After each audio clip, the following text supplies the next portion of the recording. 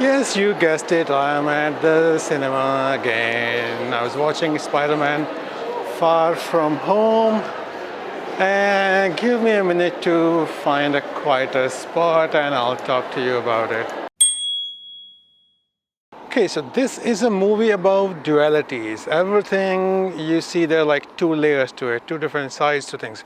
For example, before all the action, the Spider-Man things started, I was quite enjoying the story of Peter Parker and how he wants to tell MJ that he likes her, and they're going on the school trip and all that. And I think I'm used to watching vlogs and all, so I was enjoying that as a travel vlog. It's quite good. It's quite good that way, just because the story is interesting enough that you want to watch it. But then all the action starts with the Spider-Man coming into picture, and then it becomes a completely different kind of movie. So there are two different sides to that, and those two sides go through the whole movie. Okay, so you enjoy both of them. And then the Peter Parker as well, there are two sides of him. There is one Peter Parker who is just a school-going kid. He likes a girl, he has friends, and he has classmates and all that. And then the other side of him where he's Spider-Man, and then he has a responsibility to help other people and to be an Avenger. Even the Spider-Man part has two sides to it. One side is where he's very scared, he wants to just be the neighborhood Spider-Man, but then there is responsibility on him to be an Avenger, so he steps up as well. So there's like always these two sides that you see, and then there's other side of it which is where he wants to keep his identity secret, but he has to get into action as well. Quite involved that way, quite involved. And other things and other people, they have dualities, but if I talk about them, then that would be like huge spoilers. By the way, have you seen my t-shirt yet? It says, "Keep calm, my spider sense is tingling." Okay, the movie itself is really good because of those two sides. So you are invested into Peter Parker as a character, but you also enjoy his Spider-Man side of it. So, and action-wise, oh my God, how cool is it? It's absolutely fantastically cool. Because one of the things that I really like is when superheroes go into action without the suit. So they are a superhero, they have a suit, but they don't have the suit on them at that moment, but they still have the powers. And Spider-Man is one of the prime examples of that. And that one is fantastic. Quite a few sequences like that, I think 2 or 3 sequences like that. Absolutely amazing. So when this secret side, the powerful Avenger side of his life creeps into his normal life, that is very intriguing, it gets you completely engrossed in the story. So a story is simple, but not very simple. There are a couple of twists, and then you go, oh my God, wow, he was doing that. So, and that's always good. If a movie can make you do that, that's always good. And then there are twists within twists and within twists. One thing that before I forget, you need to see the post-credit scene. There are two. There's a mid-credit scene, there's a post-credit scene, and you need to see both of them. They're huge. Not in terms of like duration, but the impact on the story itself, huge. The story starts with the beginning of the main movie. It starts with Aunt May knowing that Peter Parker is Spider-Man. So that in itself is quite endearing. When they work together, it's nice, it's charming. And then, yeah, the story is good, the movie is good, the action is fantastic. And then when you see that this is the side I'm talking about, the dual side, when you are afraid, but you also have to kind of jump into the fray, jump into the fight and take responsibility. So that is fantastic. And the climax when Peter Parker is fighting the bad guy, I won't say who the bad guy is, but when he's fighting the bad guy, that action is very breathtaking action. And this is like where you are impressed by him, like, oh yes, that is a true hero. And also because you become like a friend to him, so you enjoy that. Like, yeah, he's our guy, he's winning. So fantastic movie. Definitely go and watch it. It's well worth watching on the cinema, on 3D. I watched it in IMAX 3D because they have used it properly. They have used the 3D as a stage as it should be used. And on the big screen, you can see the whole destruction, the action sequences and the fights very well. So it's really nice. So if you can watch it in 3D, definitely go. If you have an IMAX screen near you, definitely go for that. Don't wait for DVD for this one.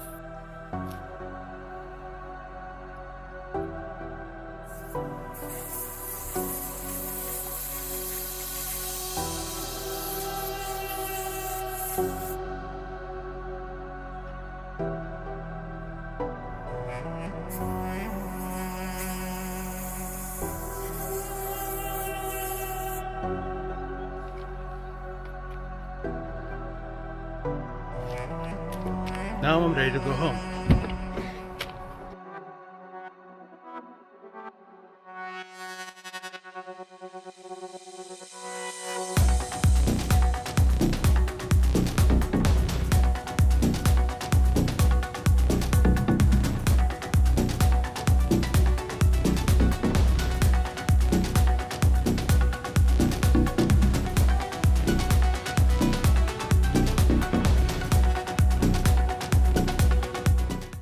Okay, so before I finish, I want to say two more things. Well, I finished, so this is an addendum.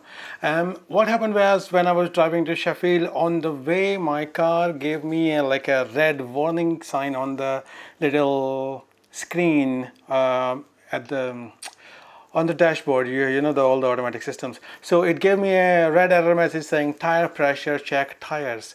So I thought maybe I had a flat, or I was going to get a flat. Maybe I drove over a nail or something. So I pulled over to the shoulder and I checked the tires. They were all okay. I just like pressed them with the foot, and then they were all okay. There was no flat, there was no nail. So I just drove back on. Later I realized that it might be because it was like a sunny day today, and I was driving normal speed, 70 miles an hour. So the air in the tires kind of expands, and your tire pressure increases. I remember that because one time me and my friends, we went from New Delhi to Agra to see the Taj Mahal, and we went on motorbikes, and it was in India, it's mostly sunny days. So on the way, when we stopped like halfway, we checked the tire pressure because we knew about this. So we checked the tire pressure and it had gone up quite a few psi. So we just reduced that. So today when I got to the cinema, I remember this. I have a air compressor in my car. I keep it just for same things, these kind of things.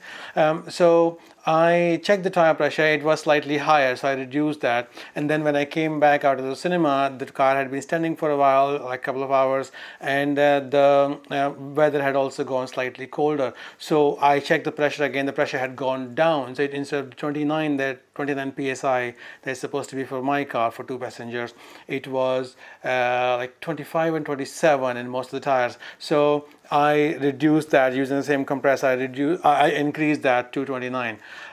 So I'll give you the link for the compressor. It was quite a cheap thing. It plugs into the cigarette lighter socket of the car, and then you just turn the car on, not the ignition, just the systems on, and then you can use it. It's got a long cable, so it can go to both the front and the back, and it's got a pipe, so you just like plug it, hook that onto the tire, and then press the button and just does the thing. So which is what you saw me doing after I came out of the cinema.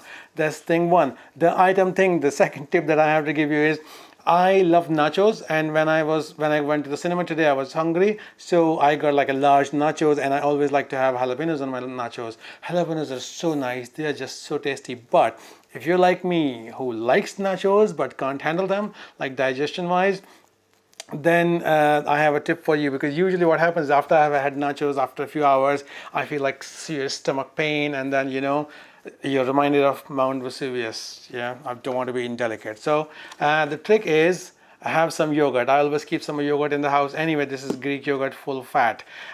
So I just keep that anyway. So I'm going to have some of this with some honey. But you don't need to have it with honey. You can just have some yogurt, and that helps you handle the nachos. You can have as many as you want.